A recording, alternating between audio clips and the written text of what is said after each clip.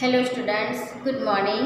Today we will take our second lecture of our unit 3 આ ઓ ouch. આજે આપણે એનું બીજું લેક્ચર લઈ રહ્યા છીએ જેમાં આપણે એક્ટિવિટી 6 જે આપણો રિયલ પાર્ટ છે એના વિશે ચર્ચા કરવાની છે અને આગળના લેક્ચરમાં આપણે એક્ટિવિટી 5 સુધી ચર્ચા કરેલી છે. આપણો જે મેઇન પાર્ટ છે એનું નામ છે ટુ બોયઝ ઇન અ જંગલ. તો આપણે હવે એને શરૂ કરીશું. સરસ મજાની બે છોકરાઓ જંગલમાં ગયા હતા અને ખોવાઈ ગયા અને એમણે જે અનુભવ કર્યો તેની સરસ મજાની અહીંયા વાર્તા આપી છે. Activity 6, read the story two boys in a jungle. Amit was in Assam. Amit આસામમાં હતો. He was staying with his friend Bhupen. Staying એટલે રહેતો હતો. તે તેના મિત્ર ભૂપેનની સાથે રહેતો હતો. Amit says, Assam is so beautiful, isn't it? અમિતે કહ્યું, આસામ કેટલું સુંદર છે, નહીં? It has forest and rivers. Forest એટલે જંગલો. તેમાં જંગલો અને નદીઓ છે. Your forest have thick bushes, long creepers, thick trees, short trees and tall trees too. તમારા જંગલોમાં ગીચ ઝાડવા, બુશીઝ એટલે ઝાડવા, થીક એટલે જાડા, ગીચ ઝાડવા, લોંગ ક્રીપર્સ લાંબી વેલો, થીક ટ્રીઝ ગીચ વૃક્ષો, શોર્ટ ટ્રીઝ નીચા વૃક્ષો એન્ડ ટોલ ટ્રીઝ અને ઊંચા વૃક્ષો પણ છે. The leaves of the banana plants are glossy. કેળાના પાંદડા, બનાના પ્લાન્ટ્સ કેળાના પાંદડા કેવા છે? ગ્લોઝી, એકદમ સુંવાળા હોય છે. ડુ આન્ટ્સ સ્કેટ ઓન ધેમ. શું કીડીઓ તેના પર લપસે છે, સ્કેટ કરે છે? ભૂપેન સ્માઇલિંગ. ભૂપેન હસતા હસતા કહે છે, સર્ટેનલી, ચોક્કસ. They must have a lot of fun. તેમને ઘણી મજા આવતી હશે, હેવન્ટ ધે, નહીં? Amit says, why are all the trees so tall. Amit પૂછે છે, બધા જ વૃક્ષો આટલા ઊંચા શા માટે હોય છે? Bhupen says, they are tall because we get a lot of rain. Bhupen એનો જવાબ આપતા કહે છે કે આ બધા વૃક્ષો ઊંચા છે કારણ કે અહીંયા ખૂબ જ વરસાદ હોય છે. The soil is very fertile. Fertile એટલે ફળદ્રુપ. જમીન ખૂબ જ ફળદ્રુપ હોય છે. We have thick forest. અને અમારે ત્યાં ગાઢ જંગલો હોય છે. Amit says, we have tall trees in the Dangs too. અમિત કહે છે, અમારે ત્યાં ડાંગમાં પણ ઊંચા વૃક્ષો હોય છે. We also have forest. અને અમારે ત્યાં પણ જંગલો હોય છે.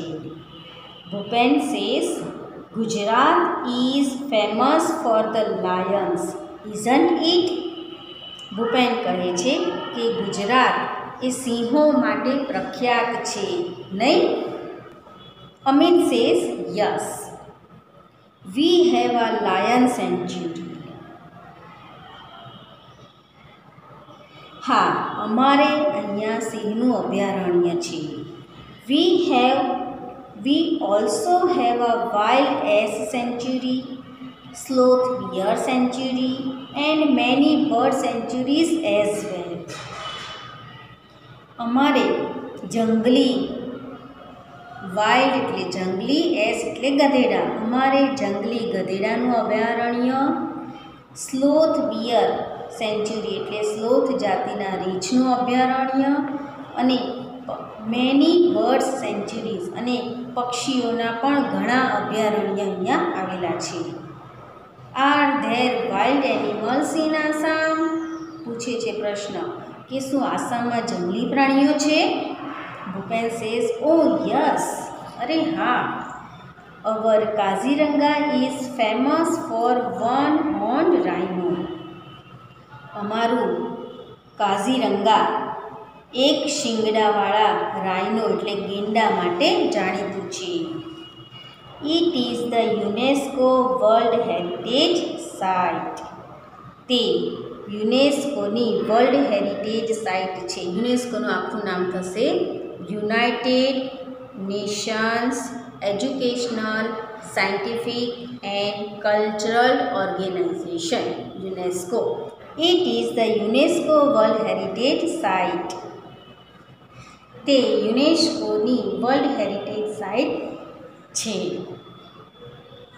It has elephants, wild buffaloes and swamp deer. તેમાં હાથી, જંગલી ભેંસ અને સ્વમ્પ જાતિના હરણો આવેલા છે. Next week some of us from our school are going to camp in Kaziranga. શું કહે છે ભૂપેન કે આવતા અઠવાડિયે અમારી શાળામાંથી અમે કેટલાક કાઝીરંગામાં કેમ્પ કરવા માટે જવાના છીએ. કાઝીરંગાના કેમ્પમાં જવાના છીએ. We will see elephants and other animals. અમે ત્યાં હાથી અને બીજા પ્રાણીઓને પણ જોઈશું. Amit says, will it be આ રિયલ કેમ્પ? અમિત પૂછે છે કે શું આ ખરેખર સાચો કેમ્પ હશે? Will you stay in tents? શું તમે તંબુમાં રહેશો? And cook your own food? અને તમારી રસોઈ જાતે કરશો? Bhupen says, yes we will. Bhupen જવાબ આપે છે, હા અમે કરીશું. Can you join us? શું તું અમારી સાથે જોડાઈ શકીશ? Amit says, yes why not. Amit કહે છે, હા હા કેમ નહીં. ઇટ વિલ બી આ મેમોરેબલ એક્સપિરિયન્સ ફોર મી. તે મારા માટે એક યાદગાર અનુભવ બની રહેશે. Bhupen says, we will enjoy tracking.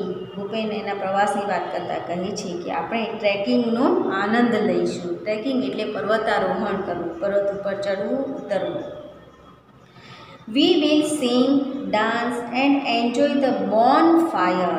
Bonfire એટલે જંગલમાં તાપણું કરીને બેસે એને બોનફાયર કહેવાય. એટલે કહે છે કે આપણે ગાઈશું, નાચીશું અને તાપણાની પણ મજા લઈશું. ડુ જોઈન અસ. અમારી સાથે ચોક્કસ જોડાઈ જા. Amit says, I like it. Amit કહે છે મને તે ગમશે. ધ નેક્સ્ટ વીક આવતા અઠવાડિયે, બીજા અઠવાડિયે Amit and Bhupen join the camp. Amit અને ભૂપેન કેમ્પમાં જોડાયા.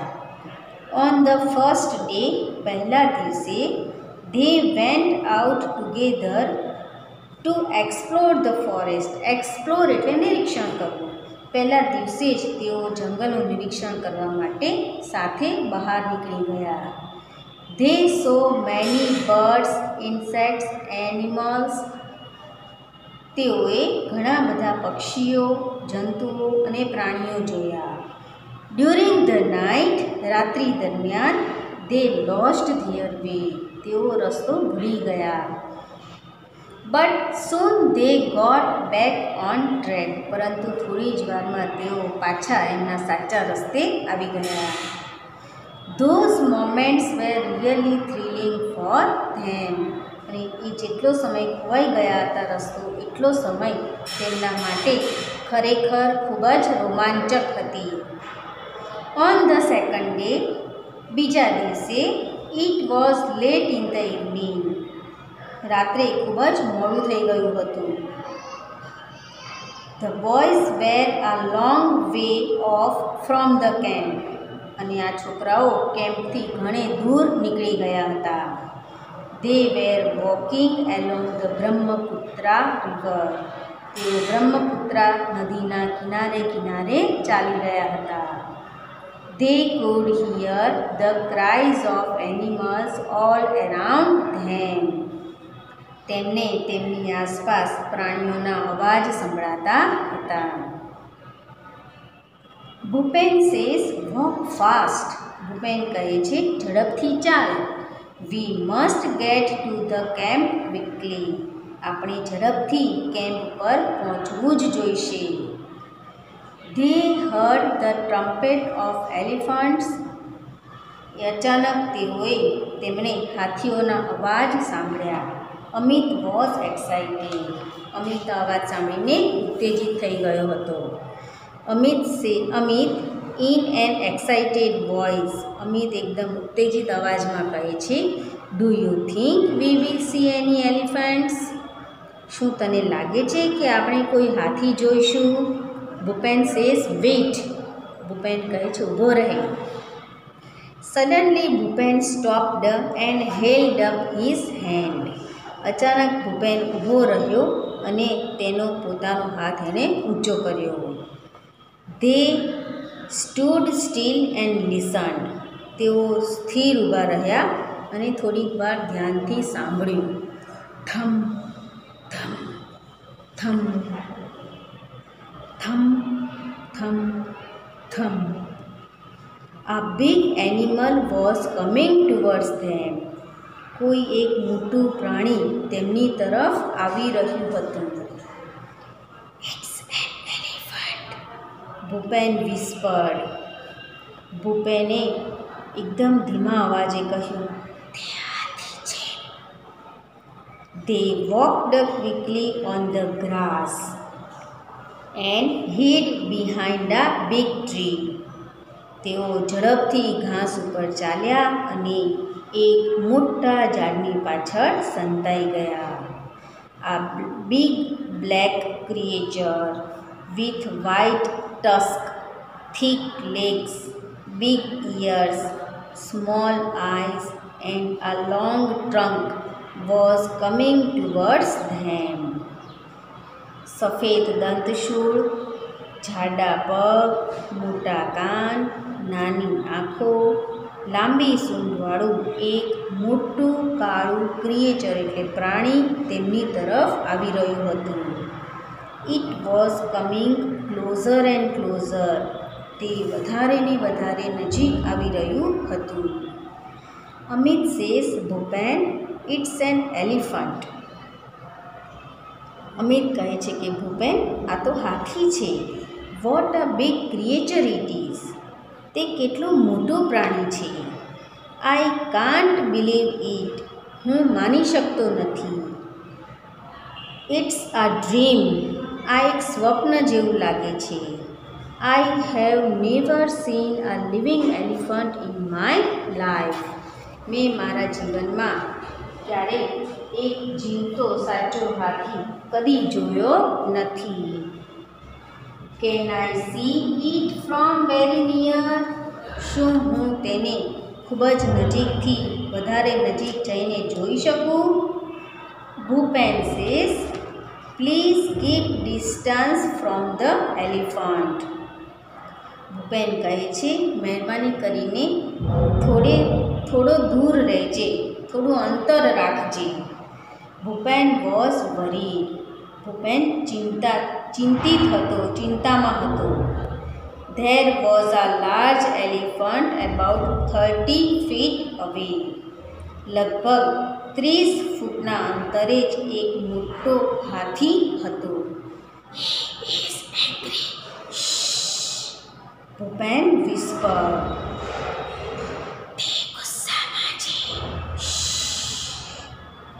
ભૂપેન એકદમ ધીમા અવાજે બોલ્યો. The elephant heard their voice. છતાં પણ હાથીએ તેમનો અવાજ સાંભળ્યો. He smelled them too. હાથીને તેમની ગંધ પણ આવી. તેમણે સૂંઘી લીધા. He put his long trunk up in the air and trumpeted loudly. તેમણે તેની લાંબી સૂંઢ હવામાં ઊંચી કરી અને પછી જોરથી અવાજ કર્યો. Bhupen and Amit could not move a bit. Bhupen અને અમિત હાથીની આ હણહણાટી જોઈ અને સહેજ પણ હલી શક્યા નહીં. Bhupen was afraid but Amit wasn't. Bhupen એકદમ ડરી ગયો હતો, ભયભીત થઈ ગયો હતો, પણ અમિતને સહેજ પણ ડર લાગતો ન હતો. He was enjoying himself. તે તો પોતાની મસ્તીમાં જ મજા માણી રહ્યો હતો. સ્લોલી ધ એલિફન્ટ કેમ ટુવર્ડ્સ ધેમ. ધીમે ધીમે હાથી એમની તરફ આગળ આવી રહ્યો હતો. નાવ હી વોઝ 25 feet અવે. હવે તે ફક્ત 25 ફૂટ દૂર હતો. He was shaking his head in anger. અને તે ગુસ્સામાં તેનું માથું ધૂણાવતો હતો. માથું ધૂણાવતો આવી રહ્યો હતો.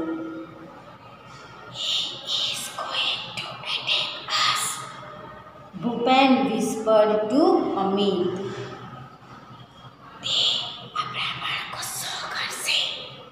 ભૂપેને અમિતને ધીમેથી કહ્યું, આપણે કંઈક કરવું જ પડશે. Bhupen pulled out a big brown paper bag from his pocket. ભૂપેને પોતાના ખિસ્સામાંથી એક કથ્થાઈ કલરના કાગળની કોથળી બહાર કાઢી. There were some sweets in it. તેમાં થોડીક મીઠાઈઓ હતી. He threw away the sweets on the grass. તેણે તે મીઠાઈઓ ઘાસ ઉપર ફેંકી દીધી. He started to blow into the bag. અને તેણે કોથળીમાં ફૂંક મારીને હવા ભરવાનું શરૂ કર્યું. Soon the bag was like a big balloon.